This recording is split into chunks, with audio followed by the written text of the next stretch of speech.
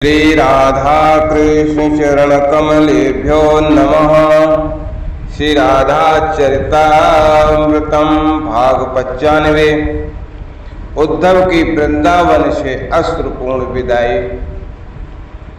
जय राधा राधा, जय राधा जय श्री राधा। जय कृष्णा कृष्णा जय कृष्णा जय श्री कृष्णा। हे उद्धव, तुम्ही ने कहा था जब तुम आए ही थे मथुरा से कि हे पितृचरण श्री कृष्ण ईश्वर है। तुम कहते हो तो होगा, क्योंकि शास्त्रों को तुम जानते हो, हम नहीं। धर्म क्या कहता है ये भली बात तुम समझते हो, हम क्या समझेंगे। हम तो जंगल वनों में रहने वाले हैं। इसलिए एक बात कहता हूँ उद्धव, तुमसे श्री कृष्ण से हमारा मन कभी उदासीन ना हो। उद्धव, हमारा प्रारब्ध हमें कहाँ ले जाएगा पता नहीं है। जहाँ भी कर्मवश हमें जाना पड़े, बस इतना ही हमें चाहिए कि कृष्ण हमारा है, यही भाव दृढ़ बना रहे। ये कहते हुए अपने मुंह को चादर से नंद बाबा ने ढक लिया था, क्योंकि उनका हृदय भर आया था। वेलकियों से रो पड़े थे।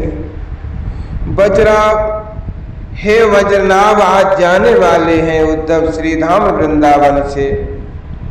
रात्रि में सोए थे, देर से सोए थे। अरे सोए कहाँ थे, बस लेटे थे। 6 महीने पूरे हो गए प्रवास। पावस ऋतु में ये लौट रहे हैं। 6 महीने में कभी उद्धव सोए नहीं। सोते कैसे? वृंदावन में जब से कृष्ण गया है तब से यहाँ सोता कौन है? मैया यशोदा रात भर सुबकती रहती हैं। नंद बाबा मध्य में उठ उठ करके नारायण नारायण कहते रहते हैं। ऐसे ही रात्रि बीतती थी। 3 बजे ही उठकर नंद राय चले जाते यमुना स्नान करने, और यशोदा मैया उठकर दध मंथन करती। नंद बाबा मना करते पर वो मानती नहीं। आज मैं जाने वाला हूँ, इसलिए आज मेरे पास नंद राय आए थे। ब्रह्म मुहूर्त से पूर्व वर्ष उद्धव, क्या यमुना स्नान करने चलोगे? उद्धव आज तक साथ में नहीं गए नंद बाबा के साथ, पर आज सफेद दाढ़ी गौर वर्ण, सिर में पीली सी पगड़ी। मैया, मैंने सैया को त्यागते ही सबसे पहले नंद राय के चरणों में प्रणाम किया।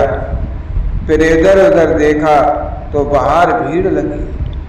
ग्वाल बाल गोपियां और स्वयं श्री राधा अपनी सखियों के साथ। मैंने मैया यशोदा को प्रणाम किया। उनके साथ मैं श्री राधा रानी, मैंने उनको भी प्रणाम किया। वो तो मैया के सामने संकोच कर रही थी। आप लोग इतनी जल्दी आ गए? अरे अभी तो ब्रह्म मुहूर्त भी नहीं हुआ, रात भर सोए भी नहीं क्या? उद्धव, हम लोग 6 महीने से सोए कहाँ हैं? फिर तू तो आज जा रहा है ना? मनसुख रोते हुए बोला था। माखन निकाल रही हूँ मैं। मेरी राधा बेटी भी मेरा साथ देने के लिए रात में ही आ गई थी। यशोदा मैया, श्री राधा रानी, अन्य सबको मैंने देखा। जाओ तुम उद्धव, स्नान करके आ जाओ। ललिता सखी ने मुझे बड़े प्रेम से कहा जाओ, और मैं नंद राय के साथ यमुना करने चला गया था। स्नान किया, मैं संध्या वंदन किए, कहना भूल गया हूँ। मैं कोशिश करता हूँ पर गायत्री का जाप करना चाहता हूँ, पर नहीं जपा जाता। प्रेम ने सब उल्टा पुल्टा कर दिया है। सारे मेरे नियम तुड़वा दिए हैं। मैं नंद राय के साथ धीरे धीरे नंद महल की ओर लौट रहा था, तब मुझसे नंद बाबा ने ये सब कहा, कृष्ण हमारा है, ये भाव हमारा और दृढ़ हो जाए, बस हमें यही चाहिए। और भी बहुत कुछ कहना चाहते थे बाबा नंद जी, पर उनके आंसुओं ने उन्हें कुछ कहने नहीं दिया। अति भाव के वेग से उनका कंठ रुंध गया था। चादर मुंह में डालकर वो रो गए थे। सूर्योदय तो नहीं, पर हाँ उजाला हो गया था जब उद्धव नंद बाबा के साथ स्नान से लौटकर नंद भवन में आए थे। ओह, भीड़ बढ़ गई थी पहले से। ग्वालों की भीड़ अलग, गोपियों की अलग, वृद्ध बालक पक्षी भी आ गए थे, मोर कोयल तोता बंदर सब आ गए। मैंने वस्त्र धारण किया अपने कक्ष में जाकर, फिर मैं बाहर आ गया था। पर जब मैं बाहर आया तब मुझे बड़े प्रेम से सब लोग देख रहे थे। तुम जा रहे हो उद्धव मथुरा? श्री राधा रानी ने आगे बढ़कर पूछा। हाँ, मैं आप सबको बता चुका हूँ। मेरे जनों का कारण, मेरे जाने का कारण उद्धव ने ये बात सबको संबोधित करते हुए कहा था। मैं भी इन 6 महीनों में वृंदावन का ही बन चुका हूँ। मैं आप लोगों का हूँ और आप लोगों की ओर से ही जा रहा हूँ मथुरा। और मैं सच कहता हूँ कि श्री कृष्ण यहाँ आएंगे। उद्धव सुन, ये माखन है, हमारे कन्हई को खिला देना। यशोदा मैया उद्धव को कभी गंभीरता से नहीं लेती। इन 6 महीनों में उद्धव को पुत्रवत मान कर ही वात्सल्य लुटाया है मैया। देख उद्धव, देख ये माखन है, इसे तू कन्हई को देना है। कहना उसकी मैया ने भेजा है, उसके लिए अपने सामने खिलाना उसे। उद्धव, कहना उसकी मैया उसको बहुत याद करती है, अपना ख्याल रखे। वो कहना खाया कर, दुबला पतला मत होना। रो गई ये कहते हुए मैया। माखन को हाथों में लिया उद्धव ने। उद्धव, श्री राधा रानी ने आगे आकर कहा, हमारे प्रिय से कहना, हे ब्रजचंद्र, तुम वृंदावन को अंधकारमय करके वर्तमान में मथुरा के आकाश में उदित हुए हो। पर एक हमारी प्रार्थना है कि नाथ, कलंक के डर से हम वृंदावन वासियों का त्याग मत करना। रो गई श्री राधा रानी ये कहते हुए। चंद्रमा भी तो कहाँ पर त्याग करता है अपने देह में लगे धब्बे का। वो भी तो कलंक को अपने वक्ष में धारण करके गगन में विचरते रहता है, उसे तो कोई कुछ नहीं कहता है।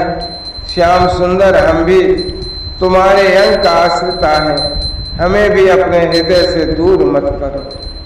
तुम्हें हमारे कारण कोई कलंक नहीं लगेगा, कोई नहीं लगाएगा कलंक। उद्धव श्री राधा रानी के मुखारविंद से ये सब सुनकर भावावेश में आ गई और फिर साष्टांग चरणों में लेट गई। हे स्वामिनी, मैं इन चरणों को त्याग कर मथुरा नहीं जाता। मैं तो वृंदावन वास का ही संकल्प ले चुका हूँ। बस मैं उन्हें वृंदावन लाना चाहता हूँ, इसलिए जा रहा हूँ। उद्धव, तुम ये बात बार बार क्यों कह रहे हो भाई? श्री राधा रानी ने उद्धव को बीच में टोका कि मैं आप लोगों के लिए उन्हें लेकर आना चाहता हूँ, इसलिए जा रहा हूँ। ये बात उद्धव तुम बहुत बार कह चुके हो, तो क्या मैं उन्हें यहाँ आने का अनुरोध न करूँ? उद्धव ने श्री राधा रानी से ही पूछा। नहीं, स्पष्टतः मना कर दिया श्री राधा रानी। चौंक गए उद्धव, उन्होंने सोचा भी नहीं था कि श्री राधा रानी मना कर दे। बड़ी गंभीर मुद्रा में थी श्री राधा रानी आज। उद्धव, जब तक वो निश्चिंत होकर ना आ सके तब तक वो ना आए। वो सुखी है मथुरा में, यही समाचार हमें सुख देता रहेगा। अनुरोध जन्य मिलन सुखकर नहीं हुआ करता उद्धव। वो जब चाहे आए पर हम उनसे अनुरोध नहीं करेंगे। उनको जहाँ प्रसन्नता मिले वो रहें। हम तो उनके मुखारविंद में ही हास्य देखकर आनंदित हो उठेंगे। उद्धव को प्रेम सिद्धांत दे रही हैं श्री राधा रानी। और हाँ उद्धव, एक बात तो मैं कहना भूल ही गई, आप आज्ञा करें स्वामिनी जी। उद्धव ने हाथ जोड़कर कहा, उद्धव हमारे विरह दशा का वर्णन श्याम सुंदर से जाकर मथुरा में मत करना। श्री राधा रानी को क्या मतलब? मैं समझा नहीं स्वामिनी, उद्धव ने पूछा। जैसे उद्धव तुमने 2-3 बार ये बात कह दी कि हमसे कि हमारा श्याम सुंदर हमें याद करके रोता रहता है, ये तुम्हें नहीं कहना था पर कह दिया तुमने, क्योंकि प्रेम सिद्धांत को अभी तक तुम समझे नहीं हो। रो गई श्री राधा रानी। हम तो कठोर हैं उद्धव, हमारा हृदय तो पत्थर है, हमारा प्रीतम रोता है हमारे लिए, ये जानकर भी हमारे प्राण नहीं निकले। पर उद्धव हमारे श्याम सुंदर का हृदय नवनीत से भी अत्यंत कोमल है, कहीं हम दिन भर रोते हैं ये सुनकर उनके प्राणों को बचाना भारी न पड़े। इतना कहते हुए लड़कियां छूट गई श्री राधा। मत कहना उनसे उद्धव यहाँ की स्थिति मत बताना, और अगर वो पूछे भी तो कहना वो लोग खुश हैं, बहुत खुश हैं। ये कहते हुए श्री राधा रानी तो मूर्छित हो गई। सखियों ने संभाला श्री राधिका जी को। श्री राधा चरण धूल लेकर माथे से लगाया। उद्धव ने आगे बढ़े, ग्वाल वाल खड़े हैं, ये मोर का पंख है कन्हई को देना, कहना उसके गरीब सखा मनसुख ने दिया है। रो गया मनसुख। ये कहते हुए मोर पंख को संभाला उद्धव ने। मनसुख ने आगे बढ़कर कहा, देख उद्धव मैं दुबला हो गया हूं ना, तो कहना उससे कि मनसुख फिर दुबला हो गया है। पता है उद्धव, मुझे दुबला देखकर ही उसने माखन की चोरी की थी कि हम लोग मनसुख को मोटा करेंगे, मोटा बनाएंगे, और मैं मोटा हो भी गया था। पर उद्धव अब मैं फिर दुबला हो गया। कहना उसे ये कहते हुए मनसुख बहुत रोया, बहुत। ये माला है उद्धव, ये मेरे सखा को देना। सखा मधुमंगल ने गुंजा की माला बना दी। श्री रामा भैया ने आगे बढ़कर एक काली कमरिया दे दी। उद्धव हम लोग वनवासी हैं, वृंदावन में रहते हैं, वन जंगल में रहने वाले हैं। गुंजा की माला, मोर का पंख, बांसुरी, इसके अलावा हम क्या दे सकते हैं? ये बात नंद बाबा ने कही थी। मैं रथ में बैठ गया था, रथ चल पड़ा वृंदावन,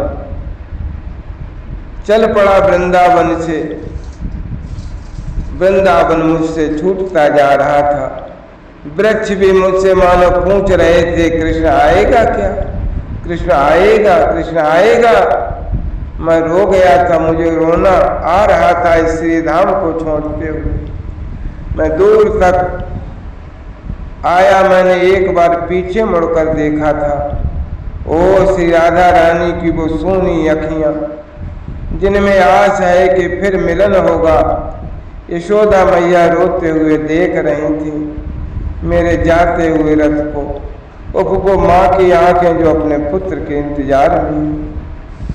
नंद बाबा तो देवता ही हैं, सहते रहते हैं सब कुछ। हाँ, रात में अकेले रोते भी हैं। ग्वाल बाल गोपियां उद्धव रथ को रोक देते हैं और उतरते हैं रथ से, और बड़े उन्माद के साथ वृंदावन की धूल में लौटते हैं। यहाँ से अब मथुरा की सीमा प्रारंभ है। जय राधा जय राधा राधा, जय राधा जय श्री राधा, जय कृष्णा कृष्णा जय कृष्णा जय श्री कृष्णा।